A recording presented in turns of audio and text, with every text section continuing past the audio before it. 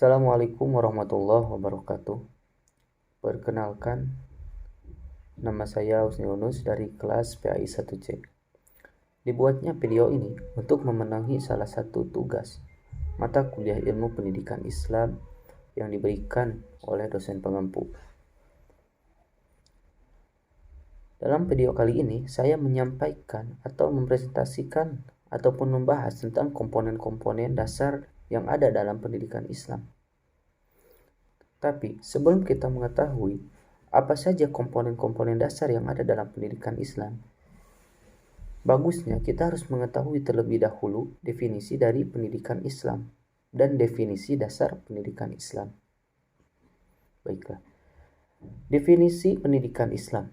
Pendidikan Islam merupakan usaha sadar untuk mengarahkan peserta didik menjadi muslim yang sempurna dan berasaskan Islam. Dan pendidikan Islam merupakan hal yang terintegrasi dan tidak dapat dipisahkan dengan Islam itu sendiri. Itulah definisi dari sebuah pendidikan Islam. Baiklah, sekarang kita masuk ke dalam definisi dasar pendidikan Islam. Menurut beberapa ahli, yaitu Abdul Mujib dan Yusuf Mudzakkir, dasar pendidikan Islam adalah landasan operasional yang dijadikan atau untuk merealisasikan dasar ideal atau sumber pendidikan Islam. Namun, pendapat ini dibantah oleh Abu Dinata, di mana beliau berpendapat bahwa pendidikan Islam bukan landasan operasional, melainkan lebih merupakan kepada landasan kontekstual menurut Abu Dinata. Mengapa beliau berpendapat seperti itu? Karena dasar pendidikan tidak langsung memberikan pendidikan bagi pelaksanaan pendidikan, namun lebih memberikan dasar bagi penyusunan pendidikan tersebut. Itulah yang dimaksud dari dasar pendidikan Islam menurut beberapa ahli. Nah, sekarang kita akan masuk ke dalam pembahasan komponen-komponen yang ada dalam pendidikan Islam. Apa saja sih komponen yang ada dalam pendidikan Islam? Komponen-komponen pendidikan Islam.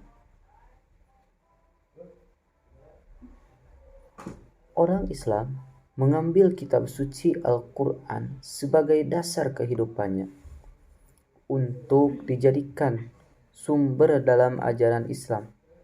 Inilah pula yang dijadikan dasar bagi ilmu pendidikan Islam. Al-Quran dalam ayat-ayatnya ternyata memberikan jaminan juga kepada hadis Nabi Muhammad SAW.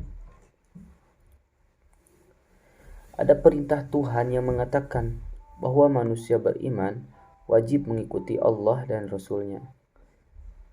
Rasul-Nya yang dimaksud adalah Nabi Muhammad SAW.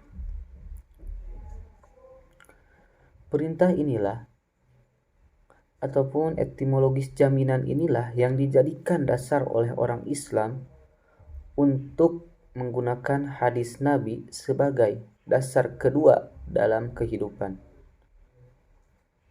Al-Quran dan hadis Nabi Muhammad SAW juga menunjukkan bahwa akal dapat juga digunakan dalam membuat aturan bagi orang Islam, yaitu bila Al-Quran dan hadis tidak menjelaskan aturan itu, dan aturan yang dibuat oleh akal tidak boleh bertentangan dengan jiwa Al-Quran dan hadis. Bahkan penggunaan akal disuruh, bukan saja diizinkan dalam Al-Quran dan Al-Hadis. Penunjukan ini merupakan legalitas dan jaminan untuk menggunakan akal dalam mengatur hidup orang Islam. Kalau demikian, maka secara operasional, aturan Islam dibuat berdasarkan 3 sumber utama, yaitu Al-Quran, hadis, dan akal. Jadi sudah jelas, sesuai penjelasan di atas, bahwasanya dasar pendidikan Islam adalah Al-Quran, hadis Nabi Muhammad SAW, dan juga akal. Nah, dalam materi yang saya sampaikan, yaitu komponen-komponen dasar pendidikan Islam. Sekarang kita akan masuk ke dalam komponen-komponen dasar pendidikan Islam. Terdapat 5 komponen yaitu dalam pendidikan Islam, dalam dasar pendidikan Islam, yaitu komponen yang pertama itu peserta didik dan yang kedua adalah pendidik. Komponen dua tersebut tidak mungkin bisa dipisahkan dari komponen pendidikan. Mengapa demikian? Karena pendidik tidak mungkin bisa mendidik tanpa adanya peserta didik, dan peserta didik tidak dapat disebut peserta bila tidak ada yang mendidik ataupun tidak ada pendidik. Dan pendidik yang pertama atau yang kita temui adalah keluarga kita sendiri, ataupun dapat dikatakan orang tua kita sendiri. Dan selanjutnya mungkin secara formal ataupun informal, guru-guru yang ada di pengajian ataupun guru-guru yang ada di sekolah. Dan untuk komponen yang ketiga yaitu tujuan pendidikan. Ketika kita ingin mempunyai sebuah pendidikan, kita harus mengetahui terlebih dahulu apa tujuan dari pendidikan. Dan untuk komponen yang keempat yaitu isi dari pendidikan. Kita harus mengetahui apa saja isi dari pendidikan agar kita dapat belajar dan mengetahui hal-hal yang dibahas dalam pendidikan.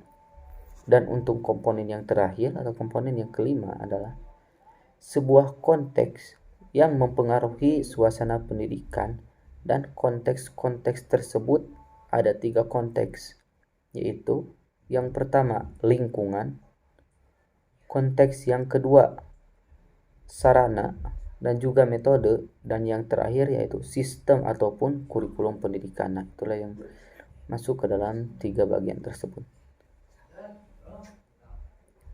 Jadi dapat disimpulkan bahwa komponen-komponen pendidikan Islam terdapat 5, yaitu komponen yang pertama adalah peserta didik, dan komponen yang kedua adalah pendidik, dan komponen yang ketiga tujuan pendidikan, komponen yang keempat isi pendidikan, dan komponen yang terakhir atau komponen yang kelima yaitu konteks yang mempengaruhi suasana ataupun lingkungan pendidikan.